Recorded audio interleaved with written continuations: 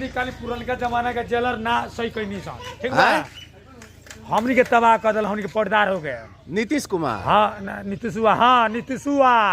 पर्दार के लंडुआ के बाप माता चिंतन नहीं ओकरा बाप हम चिंतन नहीं उनका जानत रह हाँ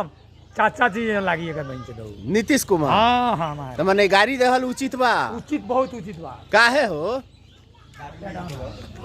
हैं नीतीश कुमार के गाड़ी देता रहो वे हमारा बिहार के मुख्यमंत्री नु बाड़ो मझाट हो ना मैं लौंड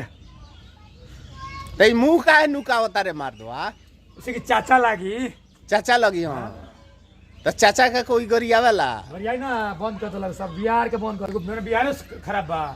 हर देश खराब बा के मिल सब देश के सही बंद कर दो सन हां तो मने शराब के बारे में बतियाता रहो हां भाई सब शराब के बात चल नीतीश कुमार शराब बंद करके खराब कइले बाड़ो कोडियार चौक पर 7 में